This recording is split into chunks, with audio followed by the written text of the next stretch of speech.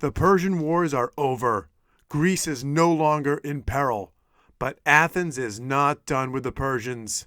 Aristides the Just had been grooming his political successor. His name is Cimon, and Plutarch writes, he did not let the Persian king go quietly away from Hellas, but followed right at his heels. And before the barbarians had come to a halt and taken breath, he sacked and overthrew here, or subverted and annexed there, until Asia, from Ionia to Pamphylia, was entirely cleared of Persian arms.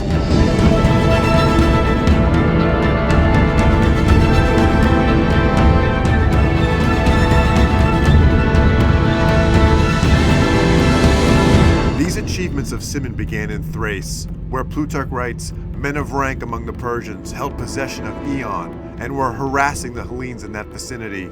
First, he defeated the Persians themselves in battle and shut them up in the city, and brought the besieged to such straits that Butes, the king's general, gave up the struggle. And Herodotus writes, when there was no longer anything left to eat, he, as in Butes, lit a huge pyre, cut the throats of his children, wife, concubines, and servants, and threw them all into the fire. After he had done all that, he threw himself into the fire. So Plutarch says, the Athenians acquired fresh territories for settlement, not only Eion itself, but Amphipolis. And finally, learning that the generals of the king were lurking about Pamphylia with a great army and many ships, he set sail with 200 triremes. And Plutarch says, the royal fleet, as in the Persians, lay at anchor off the mouth of the Eurymedon. The Athenians bore down on them there. The foremost of the Persian fleet abandoned their ships and fled for refuge. Those who were overtaken were destroyed with their ships.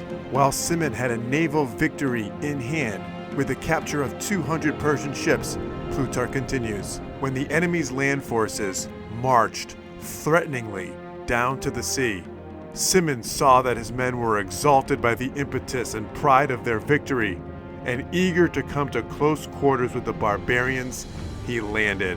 After a long struggle, the Athenians routed the barbarians with slaughter. Having won 2 battles in a single day, Cimon would later hear about an 80-ship Phoenician fleet coming to reinforce the Persians. He sailed after it and won yet again. The end result of these victories, Plutarch writes, were that they so humbled the purpose of the king that he made the terms of that notorious peace by which he was to keep away from the Hellenic seacoast as far as a horse could travel in a day. So a few comments on these events.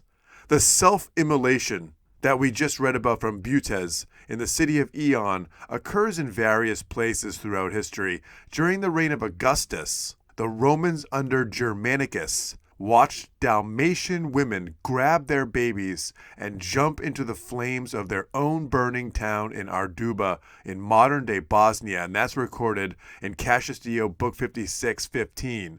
And in Cimon's men, when we see them so courageous and desirous of glory that they charged a well-rested force after having already won a sea battle, we can see something about the ancient Greek character. Plutarch writes of that victory, Cimon, like a skilled athlete at the games, having in one day carried off 2 victories, wherein he surpassed that of Salamis by sea and that of Plataea by land, was encouraged to try for yet another success.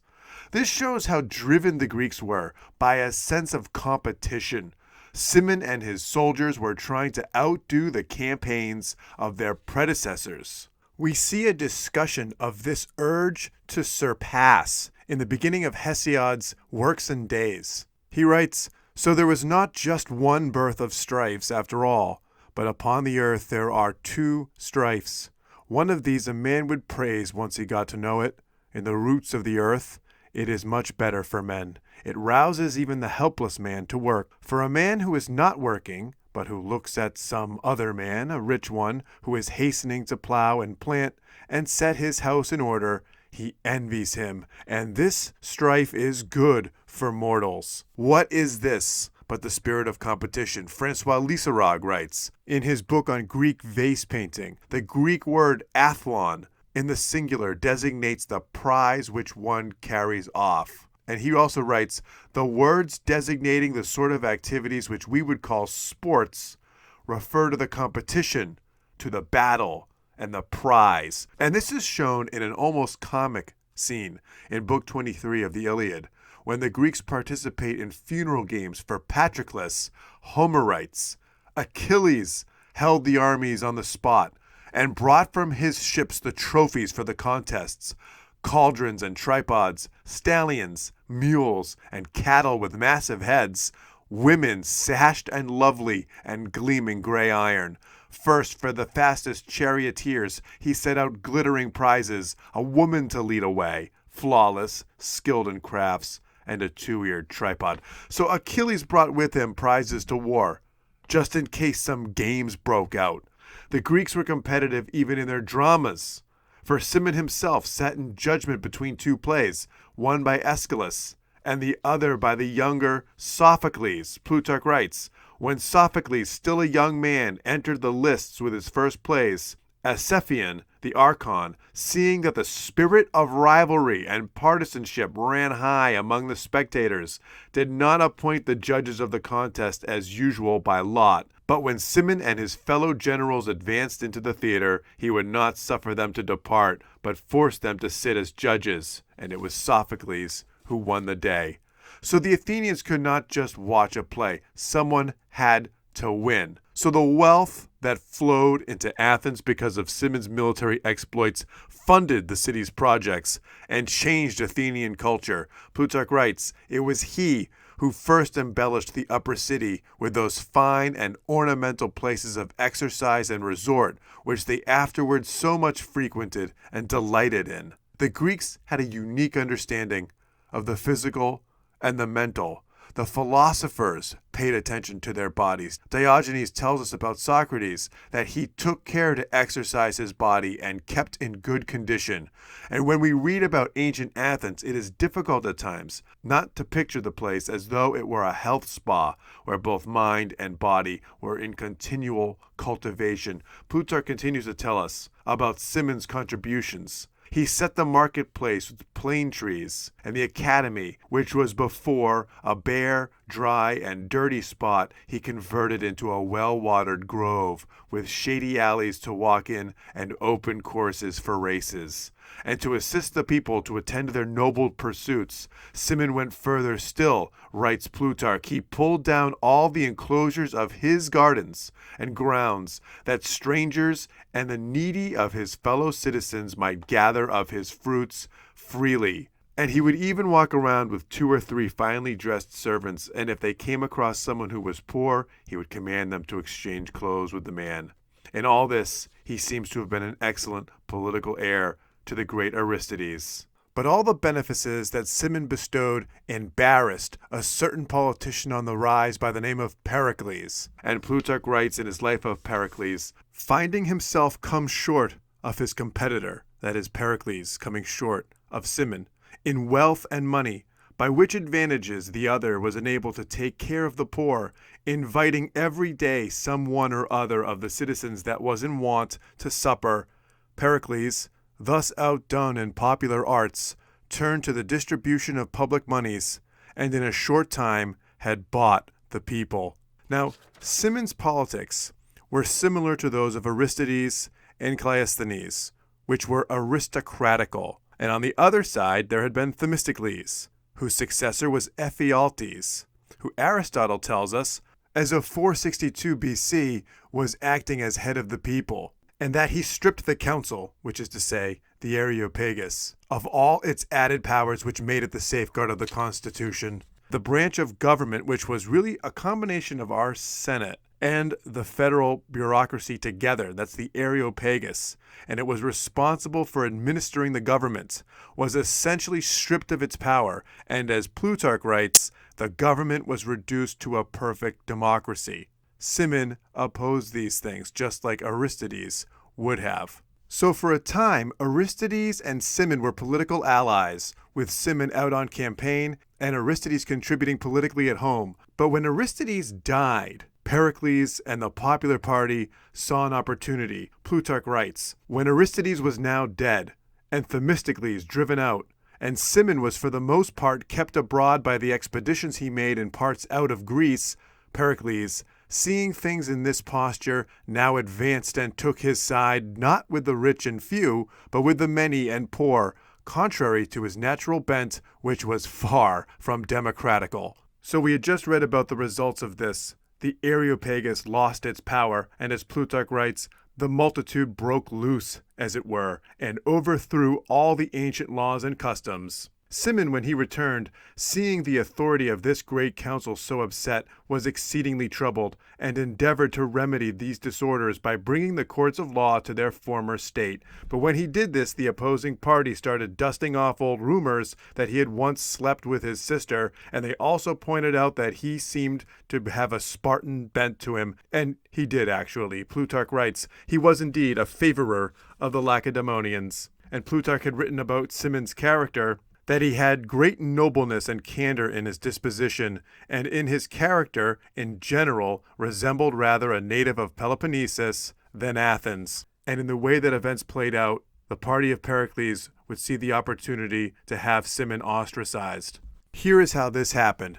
It was the result of a lot of tension between Athens and Sparta that was building into what will become the Peloponnesian War.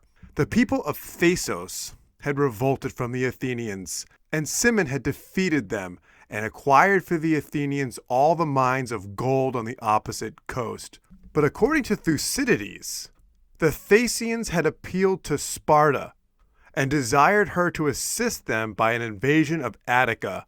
Unknown to the Athenians, she promised and intended to do so, but was prevented by the occurrence of the earthquake. Now this earthquake, as Plutarch writes, was the greatest earthquake that was known in the memory of man in the country of Lacedaemon. The earth opened into chasms, and the mountain Taygetus was so shaken that some of the rocky points of it fell down, and except 5 houses, all the town of Sparta was shattered to pieces. And Plutarch tells this story.